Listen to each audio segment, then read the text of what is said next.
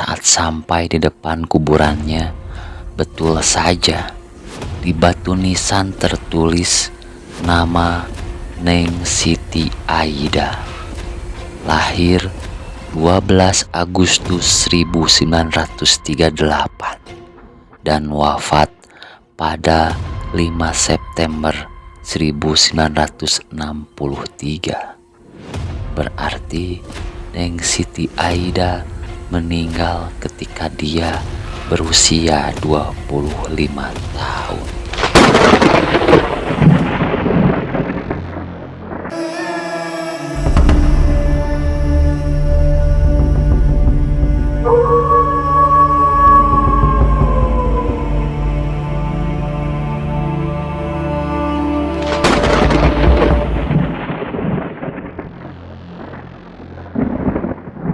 Aku Henry. Aku kuliah di sebuah universitas swasta di kota. Saat itu, kuliah diliburkan 1 minggu. Aku yang tak punya rencana pergi kemana-mana, memutuskan untuk liburan di rumah saja. Hingga datanglah Fajar, sahabat SMA aku dulu. Dia mengajakku pergi keluar kota ke kampung neneknya bersama keluarganya. Kebetulan, aku sedang libur kuliah. Akhirnya, aku pun ikut ajakan Fajar. Lumayan, liburan ke kampung, biar gak terlalu penat dengan hiruk pikuk kota, pikirku. Singkat cerita, sampailah kami di rumah neneknya Fajar. Rumah yang memang menyiratkan kampung. Rumah neneknya tampak luas, dengan dinding rumah yang terbuat dari papan jati. Lantainya juga terbuat dari papan yang dihaluskan. Ketika kita tinggal di dalamnya, terasa sejuk dan nyaman. Dapurnya masih beralaskan tanah. Hingga masak masih menggunakan kayu bakar sebagai bahan bakarnya. Halaman depan juga luas dan sejuk, karena ada beberapa pohon rambutan rindang yang tertanam di halaman depan. Juga di bawahnya ada bangku panjang terbuat dari kayu bambu untuk duduk-duduk sambil bercengkrama dengan tetangga. Di halaman belakang terlihat kolam ikan emas dan mujair, dan pemandangan pesawahan yang begitu luas selepas mata memandang dengan udara yang sejuk, jauh dari polusi. Malam harinya, aku ikut berkumpul dengan keluarga Fajar dan neneknya. Ternyata keluarga Fajar sengaja datang ke rumah neneknya untuk memberitahukan sekalian mengundang bahwa kakak perempuannya Fajar akan segera menikah. Mereka terlihat asik dan harmonis saat berkumpul dan saling bercerita. Waktu itu sekitar jam 8 malam. Aku yang kehabisan rokok hendak mengajak Fajar untuk mengantarku ke warung. Namun ternyata Fajar sudah tidur. Dia merasa kelelahan selama dalam perjalanan. Aku pun pamit pada ayah dan ibunya Fajar untuk pergi ke warung. Karena warung dari rumah neneknya Fajar lumayan agak jauh, ayahnya menyuruh agar aku menggunakan sepeda ontel milik almarhum kakeknya Fajar. Aku segera keluar dan memakai sepeda ontel yang terparkir di halaman depan rumah. Sepeda ontel yang langka, yang sangat jarang aku lihat. Segera aku pergi untuk mencari warung. Ternyata benar saja, sudah 15 menit aku mengayuh sepeda, tapi aku belum menemukan warung. Hingga aku bertemu dengan seorang laki-laki penduduk kampung di sana yang sedang duduk di teras rumahnya pinggir jalan. Aku pun segera menanyakan warung kepada dia. Dengan ramahnya, laki-laki itu menunjukkan arah di mana warung berada. Aku melanjutkan mengayuh sepeda menuju arah warung yang ditunjukkan oleh laki-laki tadi. 10 menit kemudian, akhirnya sampai juga aku di warung. Karena lelah setelah membeli rokok, aku tak langsung pulang. aku memesan segelas kopi dulu dan duduk-duduk untuk sekedar beristirahat. Lama menikmati kopi sambil melihat-lihat suasana kampung di malam hari, tak terasa waktu sudah menunjukkan jam 10 malam. Aku pun segera untuk kembali pulang.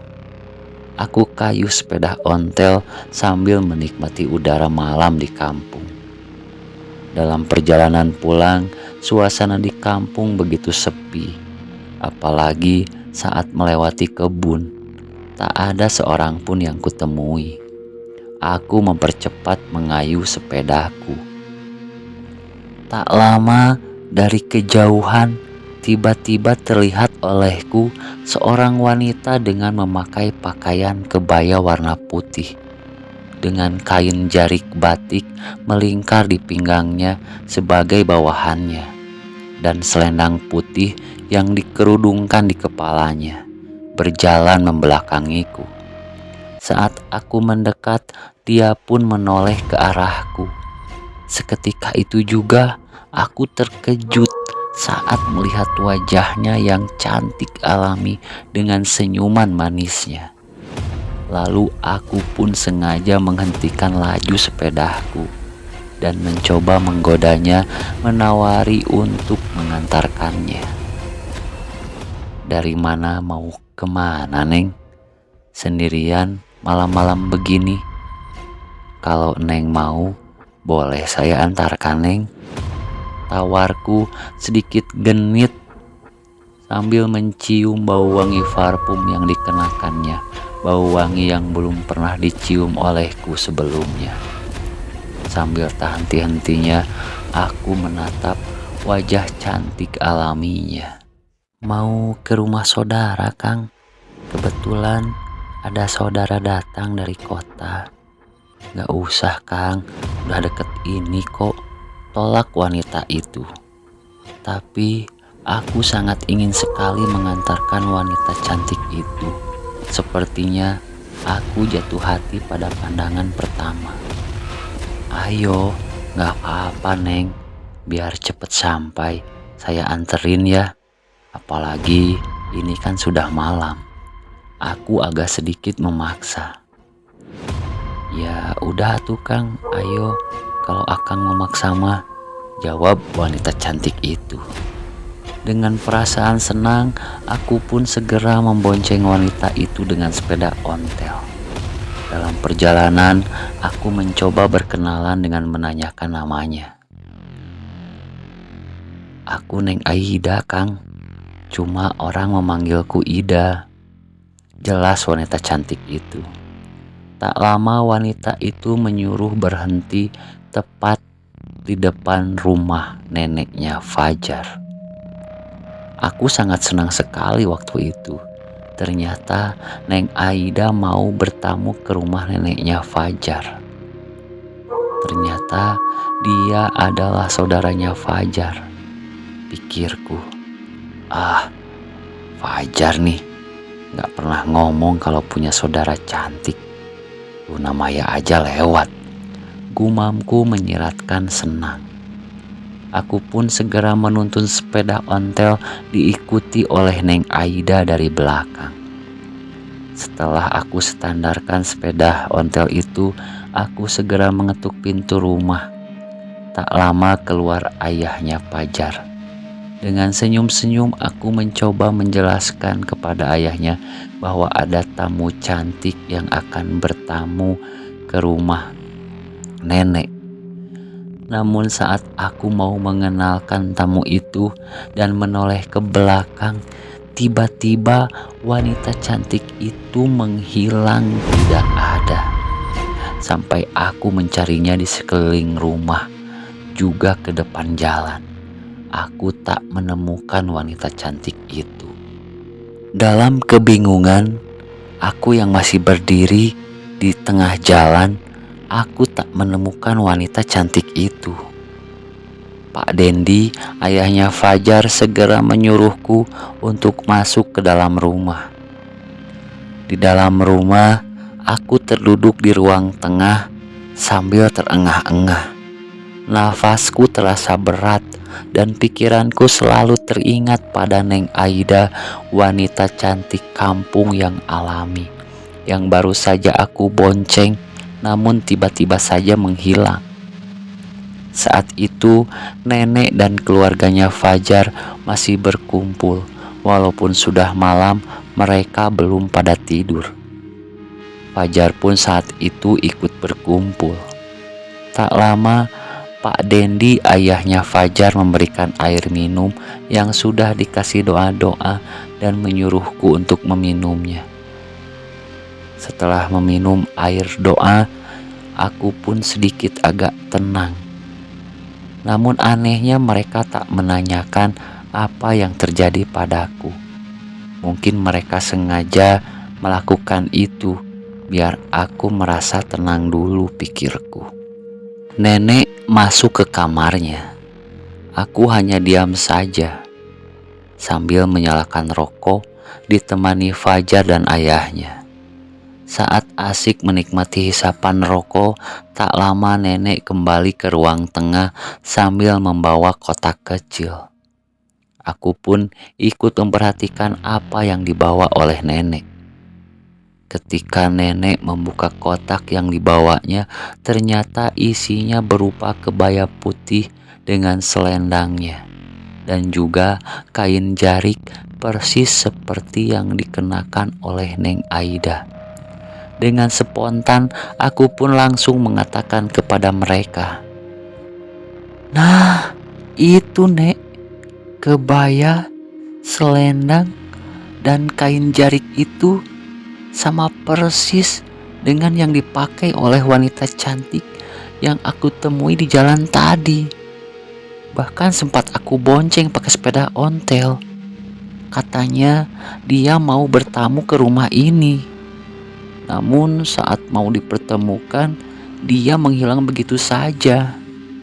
Dia mengenalkan dirinya dengan nama Neng Aida, Nek, yang biasa dipanggil dengan Neng Ida." Mendengar apa yang aku katakan, sontak saja nenek, ayah, dan ibunya Fajar kaget. Bahkan ketika neneknya mengeluarkan foto tua dan saat diperlihatkan padaku, kembali aku mengatakan, Itu dia, wajah itu Nek yang aku temui di jalan tadi." Bahkan dia mengatakan mau bertemu dengan saudaranya yang baru datang dari kota. Dengan meneteskan air mata, nenek menjelaskan bahwa benar wanita yang ada dalam foto tua itu adalah Neng Aida. Lengkapnya Neng Siti Aida. Dia adalah nenek buyutnya Fajar. Semasa hidupnya, dia wanita yang sangat cantik, kembang desa di kampung ini. Banyak sekali lelaki yang ingin menjadikan Neng Aida sebagai istrinya. Namun, Neng Aida lebih memilih kakek buyutnya Fajar untuk dijadikan suaminya. Namun sayang, Neng Aida meninggal dunia saat melahirkan neneknya Fajar di usianya yang masih sangat muda. Setelah mendengar penjelasan nenek, aku pun sontak terkaget. Jadi, yang tadi aku bonceng itu, dia bukan manusia. Ketika aku terkaget, ketakutan, Pak Dendi, ayahnya Fajar, kembali menenangkanku. Dan setelah aku merasa tenang, aku meminta izin kepada nenek untuk memfoto foto tua itu menggunakan HP-ku untuk kenang-kenangan. Esok harinya, sebelum kembali ke kota, aku dan keluarga Fajar berziarah dulu ke makam nenek buyutnya Fajar. Saat sampai di depan kuburannya, betul saja di batu nisan tertulis nama Neng Siti Aida. lahir 12 Agustus 1938 dan wafat pada 5 September 1963. Berarti Neng Siti Aida meninggal ketika dia berusia 25 tahun.